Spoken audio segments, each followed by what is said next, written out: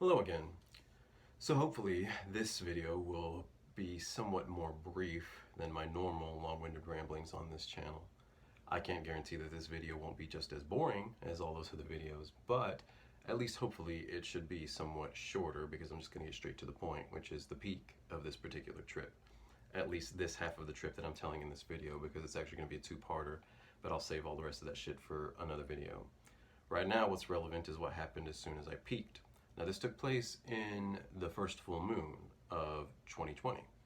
So naturally I dropped my tabs in the evening, and so I'm peaking right around the time the full moon is coming out, and I'm just taking in all of its beauty as I'm in this very, euphoric kind of state and just kind of connecting with nature and feeling a general sense of well-being and appreciation for being alive and having a sensory experience.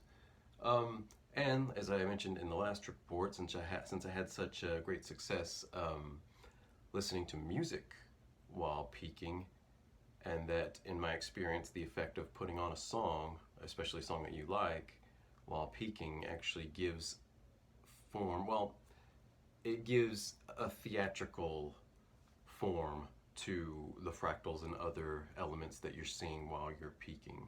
So say like you're peaking on LSD and you're seeing, all these geometric shapes and colors bouncing around in your vision, and at first they seem kind of random. Put on some headphones and play a song you like, and then suddenly those things like come together and take on concrete, recognizable shape, and it puts on a theater or almost like a little mini movie or music video for you. It's very amazing, and it doesn't necessarily correlate with the lyrics of the song that you're listening to, but again, it is like a musical play or an opera in that it plays out to the rhythms and beats of the music. And in this particular case, since I was staring at the moon, it made me see some crazy things about the moon. And the song I chose, since again it was so successful in the last trip report, was that exact same song, which was Latch by Disclosure featuring Sam Smith. Ha! Gay! I know, it is what it is. But it worked, again, and with great success.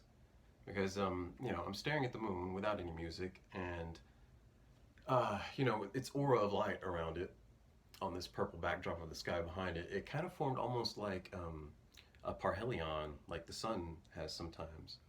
It was a very distinct aura around the moon. Sometimes you can even see that when you're sober under the right circumstances, but in this particular night, I'm just going to chalk it up to the acid because I normally don't see that around the moon.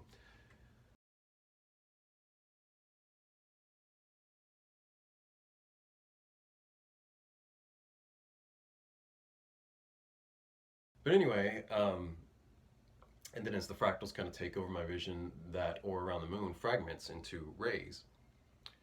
Similar to like how if you relax your eyes and let your vision unfocus, things in the background of your vision kind of become blurry. And if you've ever done that while looking at a full moon, sometimes it'll do that and cause, again, the light coming off the moon to fragment into very distinct rays or spikes coming off of the moon of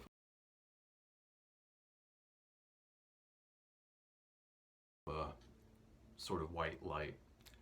Not pure white, but, translucent kind of white, mixed with some purple to give it kind of this lavender color, similar to the moon itself.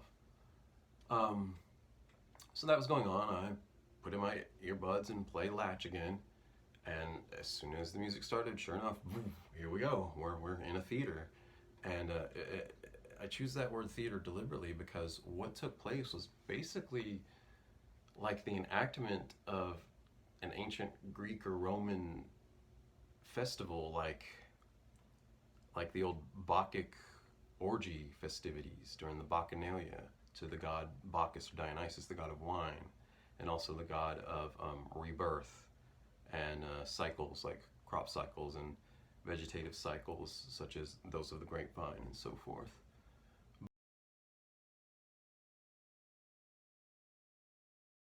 But the reason I connect this with Greco-Roman themes is because that's the kind of style that the visuals displayed. It was very much of the style of like ancient Greek artwork, in particular like statues and relief carvings and so forth, but even just kind of the color.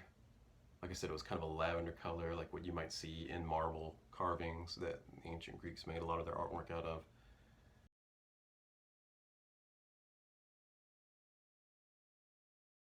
but also just again, just the style of the decor was very reminiscent of like Greek and Roman style artwork. But what took place was that the moon. So I'm sure you've all, or most of you at least, have heard about the man in the moon, which is that you know, in the shadows on the moon, or in you know how when you look at the moon's surface, there's a lot of craters and uneven. You can see the unevenness of the moon's surface when you look at it, and that creates the shadows on the moon.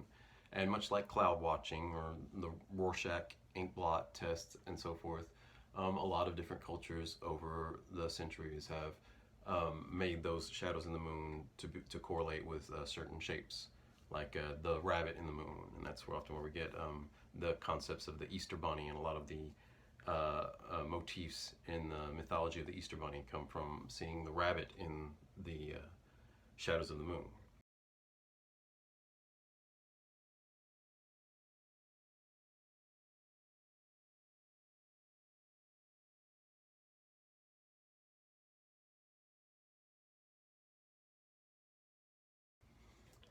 Other such shadows that you might see in the moon are the face of a woman with her hair up in a bun, again, like the old Greco-Roman style of putting up the hair. And there's a lot of screen caps and Photoshop pictures on the internet that you can find that show like a picture of the ancient Greek goddess of the moon, Selene, or Luna in her Roman identity, a profile picture of her with her hair up in a bun, and then right next to that, like an outline drawn over the shadows of the moon, which show, like, if you look at it from that correct angle, like, wow, okay, it does look like a silhouette of Selene, the moon goddess.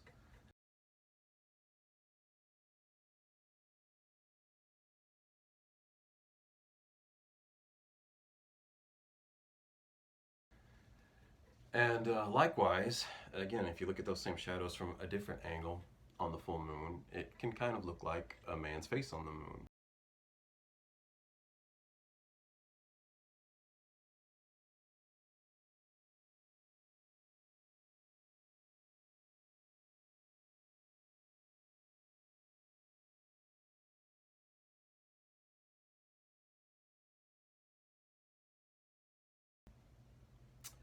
And but again, you know, it's one of those things, just kind of like the constellations or cloud watching or anything else. Sometimes it's very profound and it correlates very well, and other times it's kind of like, I guess so. Maybe if you squint your eyes or blur your vision, you know, it kind of looks like a man's face in the moon.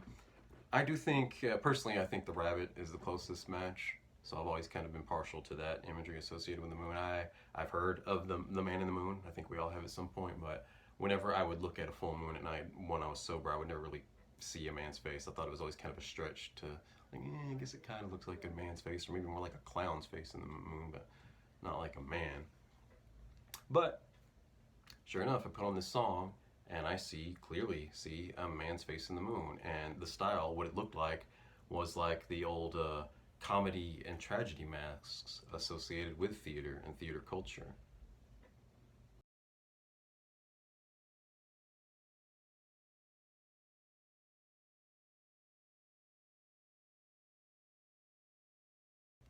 And so yeah, it was basically that the comedy half of that in particular was the face in the moon, like the moon was smiling, and the style of its face was like this old Greco-Roman style. And then the rays of light that were coming off the moon that I mentioned earlier,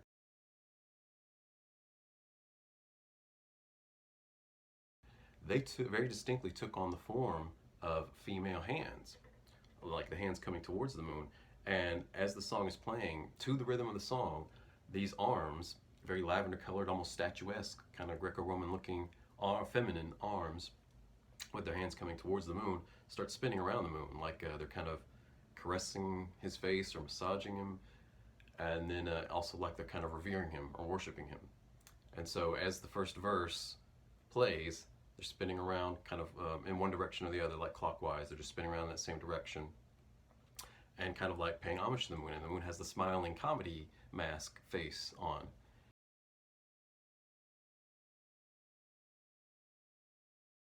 And then as it hits the chorus for the first time, the arms start spinning in the opposite direction. They still look the same though, still like these lavender, statuesque, feminine hands.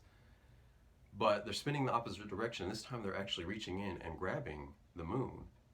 And then he takes on the tragedy style face, like he's sad.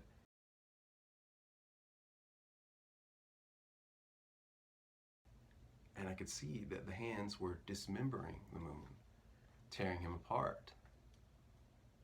And that's very fascinating, as I'll elaborate when I get finished detailing this trip report. But so they're dismembering the moon, they're killing him, they're slaying him, they're tearing him apart. And that's very interesting in light of when I mentioned how this imagery reminded me of the old Bacchanalia festivals of the ancient Greek and Roman days. Because one of the plays about Bacchus or Dionysus, called the Bacchae, which was the name of the female priestesses of Bacchus or Dionysus, in this play, they tear a man to pieces.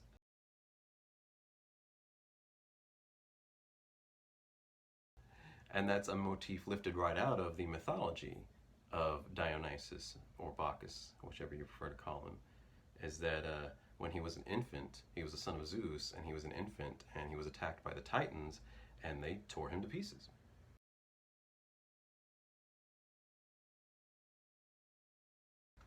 And now I'm seeing, I guess, these sort of Bacchae who were worshiping the moon, the man in the moon, I guess. Now they're dismembering him and pulling him apart. And it wasn't graphic or grotesque or anything. They were just kind of tearing him to pieces as his light was kind of dim, and he had this stationary, stoic tragedy mask face on, and that happened during the chorus of the song. And then when it got to the next verse, again, the arms started spinning in the opposite motion, and then they were putting the pieces back together.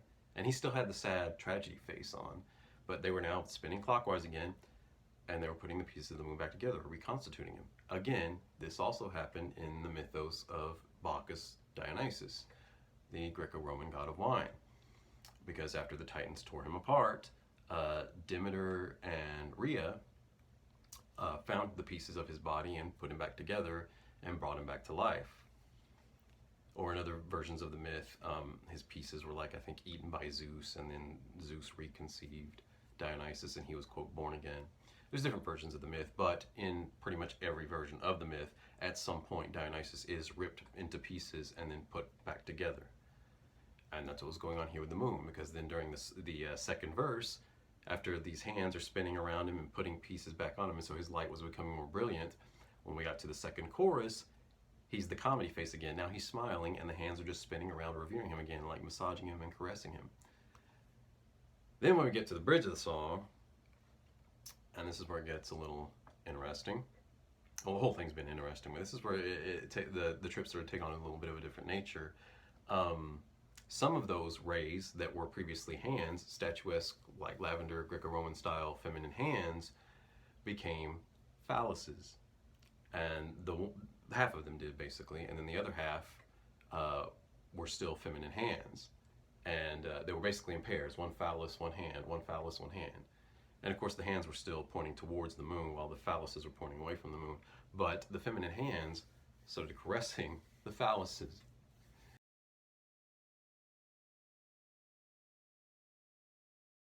And then in some cases, or actually a little later, I mean, that's what it looked like at first when the bridge started. And then a few seconds of the bridge are like caressing the phalluses, and then some of those phalluses turn into legs, masculine legs, incidentally. And the feminine hands were just kind of rubbing, like from the calf, like from the knee to the foot. And these feminine hands were just like caressing these masculine legs. And the whole thing took on a very sexual, orgiastic nature. And again, you know, orgies were part of the old month-long festivals of Dionysus during the Greco-Roman days, during these Bacchanalia festivals that would, I think there were actually 2 in a year back in the day, but one of them took place during the winter, during Christmas season, basically. And incidentally, like I said, this trip took place in very early January, still kind of around that season of the winter, around at the turn of the year. And that's when I'm seeing this shit. Well, you know, not long after the time when the old Bacchanalia festival would have taken place. At least the winter one. There was, like I said, there was a second one, I think, that took place in spring, during the spring equinox, or sometime around there. Anyway, yeah, took on a very sexual, orgiastic nature. And then, sure enough, by the end of the song, as the song is wrapping up, playing its last few lines, um, all of the hands went back to being just feminine hands, spinning around clockwise around the moon with his comedy face on, and they're just kind of worshiping and revering the moon. And then, sure enough, just like in the last trip report, as soon as the music stopped, boom, it all just dissipated. Like while the song was happening, it was very vivid, very clear theater going on that I could sit there and linger on and observe all the details of, and just like be blown away at like the vividness of what I'm seeing, that I know for a fact in the intellectual part of my mind is not taking place, that I'm hallucinating this whole thing, but like the way that your mind can construct something so convincingly realistic looking is quite amazing. But yeah, as soon as the song ended, boom, it just all dissipated and went back to like random, chaotic, incoherent geometric patterns, fractals bouncing around in my vision up in the backdrop of the sky, and the moon just went back to normal and had the parhelion type aura around it again, and that was that. But like I said, this very much correlated with the mythos of Dionysus, Bacchus, whatever you want to call him. I think some places even called him Liber. Other names he went by was Zagreus or Sabazios in the Greco-Roman culture. And yeah, like I said, in his mythos, his cult was primarily feminine. Like I said, he had the Bacchae were his most devout worshippers who led the services in most of his temples rites, or they were called the Maenads in Greek, I think. And yeah, that's the most, other than him being the god of wine. In other words, he was the god of intoxication or altered states of consciousness. But other than being the god of wine, that was his chief characteristic. But after that, his second most chief characteristic, by which you always identified the mythos of Dionysus, was that he was torn apart and put back together. And even that was supposed to serve as an allegory for like winemaking, because you tear the grapevine apart when you pluck the grapes to make the wine, and then you crush them up to press the wine out. And it's like once you have the wine, that is Dionysus reborn. Is the grapes basically being crushed and dismembered, and then they're reborn as wine, and that's how you get Dionysus. And then I'm sure by drinking enough spiked wine, you can probably see Dionysus, especially if the other videos I'm hosting on this channel, which some of you may have seen, is I'm reading chapter by chapter the book by Brian Murarescu called The Immortality Key, and he mentions the old Greco-Roman drink called kukion. One of the base ingredient was wine, and then they put a bunch of other stuff in the wine. We don't exactly know everything they put in the wine, but they put enough stuff in this wine to kind of spike it and give it a very much psychedelic effect. And it was drunk during these mystery school initiations, and Dionysus was one of these mystery school gods. He had a lot of these mystery school secret society type of cults back in the day, along with other gods that had very similar mythological motifs as Dionysus himself. Such as Attis of Anatolia, Adonis of Syria, Tammuz of further east, like Babylon and Phoenicia, I think. Or, like I said, Sabazios, Mithras. I'm sure you've all heard of Mithras, the Roman sun god that was worshipped by soldiers in the Roman military. And they set up a lot of cults and temples to Mithras throughout Europe and the Near East. And that was also a secret society. So secret, in fact, they really didn't write much of anything down about Mithras or about what their religion consisted of. We just know we just kind of guess what the religion was about based on the iconography they left behind in their temples, but they didn't write anything down because they were a secret society based on initiation rituals. Yeah, but none of these deities, except for, I think, Attis, were explicitly associated with the moon. They all did have some element in their mythos where they were dismembered and put back together. But as far as I know in my own readings, it was only Attis that was ever explicitly associated with the moon, not Dionysus or Bacchus, as he's also called. However, Dionysus was, by the Greeks and the Romans, explicitly identified with and considered one and the same god as the Egyptian god Osiris, god of the dead, who we, in the Western 21st century, we might tend to think, well, that makes Osiris is more like Hades or Pluto in the Greco-Roman pantheon because he's a god of the underworld and a god of death and afterlife. Well, yes, but again, the reason that the Greeks and Romans associated Osiris with Dionysus is because, one, Osiris himself had a mystery cult in Egypt, and then during the Roman era, it actually spread all across Europe, mostly because his wife Isis was a popular goddess, more popular than Osiris was. So it was more of like an Osiris and Isis cult in the Roman era. But anyway, Osiris had a mystery cult based on initiation. Osiris was a god associated with wine. His blood was believed to turn the Nile red. And I'm not just talking about the story in the Bible where Moses turned the Nile red. I'm talking about in the mythos of Osiris that you can read about in like the Book of the Dead or the Pyramid Text, which I have copies of over here on my shelf. There are explicit references to Osiris's blood leaking into the Nile and turning it red, which of course is a metaphor for how annually the sediment runoff from the mountains further south in Africa will feed from those rivers and streams that feed into the Nile. They bring with it iron-rich sediment, which turns the Nile waters red for a part of the year. But the ancient Egyptians associated that with the blood of Osiris because when Osiris died, his corpse was dumped into the Nile, and so his bloody corpse kind of seeped into the Nile. Anyway, because of that, since the Nile was used to irrigate all the crops, including grape crops, Osiris became affiliated with wine, and the ancient Egyptians would equate wine with the blood of Osiris. And in a lot of these rituals in the Pyramid Text, in the Book of the Dead, and the Coffin Text, which again are for being born again and obtaining eternal life in heaven after you die, they would undergo rituals where they drank wine and said, "This is the blood of Osiris." And they would eat bread baked in cakes that were in the shape of Osiris. Then they would tear this bread apart or break this bread as a symbol of the broken body of Osiris.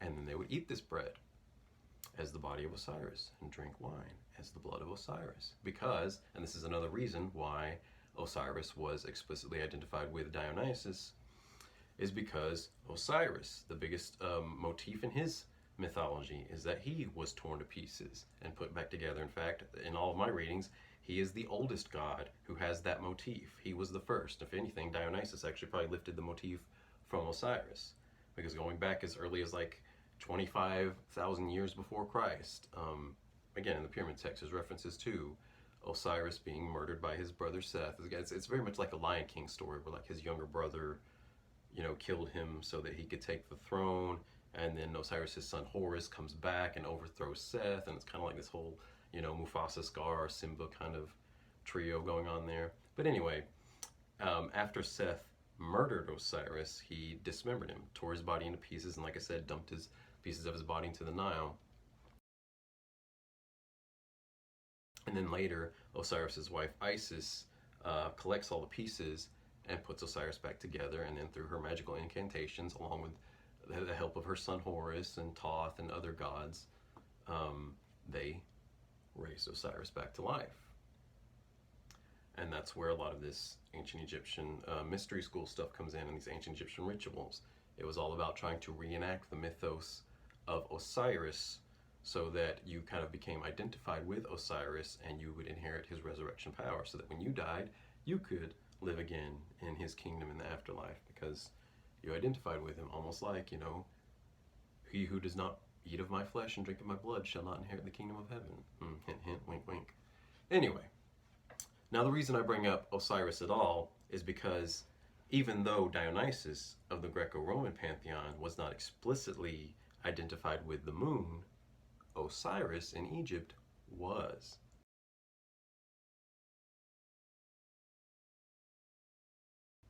Several times, again, all these ancient Egyptian texts of the Pyramid Text, Coffin Text, Book of the Dead, other writings on tombs and scrolls and such, over and over again, Osiris is explicitly identified with the moon, in particular the moon during springtime and around the time of the spring equinox, because there were several moon gods in ancient Egypt, but the tendency was that each one of these lunar gods would be associated with the moon at a particular time of the year, because that's literally where we get the word months from, is from the moon, because there's 12 lunar cycles, there's 12 full moons in a solar year, hence we get 12 months in a year.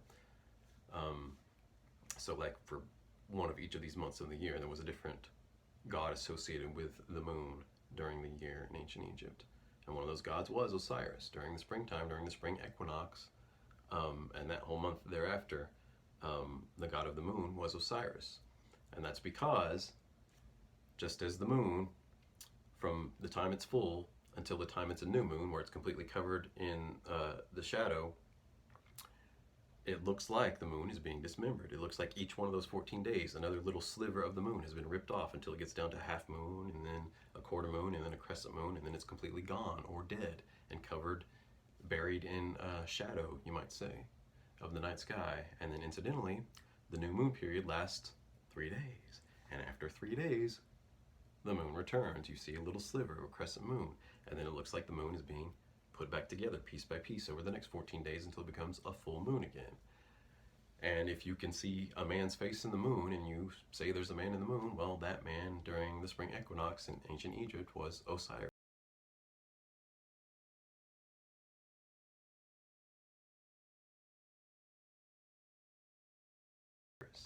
And so when that moon is dismembered during the spring season, that's the dismemberment of Osiris, who, to the Greeks and Romans, was the same as Dionysus. He was basically the Egyptian version of Dionysus as far as they were concerned.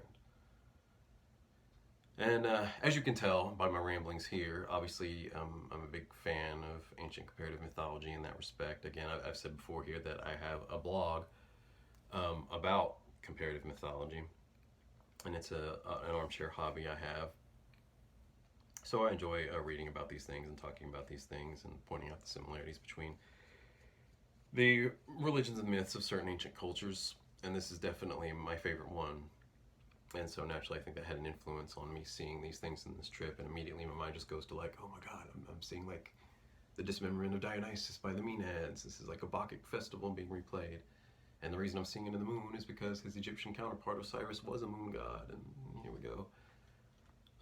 But also, I think for me personally in this circumstance, me seeing basically the death and rebirth of the moon, which is symbolized in the death and rebirth of Dionysus and Osiris, the reason I saw that on this particular night is because the second half of this trip, which I'm not going to get into here, I'm going to save that for a future video just to avoid redundancy, because the second half of this trip, which I'll talk about later in the future video, along with the following 3 trips I had thereafter, were all reiterating the same point and basically giving me different forms and different imagery for the exact same kind of trip or the exact same kind of experience. So to avoid redundancy, I'm just going to collaborate all of those trips into one video, one really long and long-winded and rambling video. But basically, the short of that experience is I can say I went through my own sort of spiritual or psychedelic death and rebirth.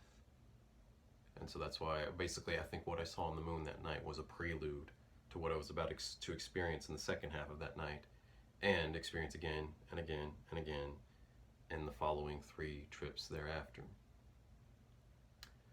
And that's going to be basically kind of the pinnacle of everything I've learned off of psychedelics and altered states of consciousness. The pinnacle of everything I wanted to communicate through this project of recording my trip reports. Because what was revealed to me in those basically 4 trips or 3.5 trips was, it's something I'm still trying to learn to incorporate, but it was the most profound and yet also the most chilling and disturbing phenomenon that I've ever experienced. Not so much even in what I experienced itself, but what I was taught during the experience, what I learned and came away with from the experience. And I'm still struggling to integrate that into my worldview and my model of reality and how it's constructed. But it's, I don't know, something that's been weighing on my heart since I've had the experiences, that there's like this burden to want to communicate it. whether that's just personally therapeutic or whether that's just going to put some kind of evangelical message out there into the ether for other humans in the future to stumble upon these videos and see and go, oh shit, okay, that makes sense. Maybe a little bit of both of those things, but for whatever reason, I just feel like I need to share that and try my best to articulate what those trips gave me. Which, like I said, in short, in a very oversimplified nutshell, was my own personal spiritual death and rebirth. But there's a lot more to it than that, which we'll get into next time.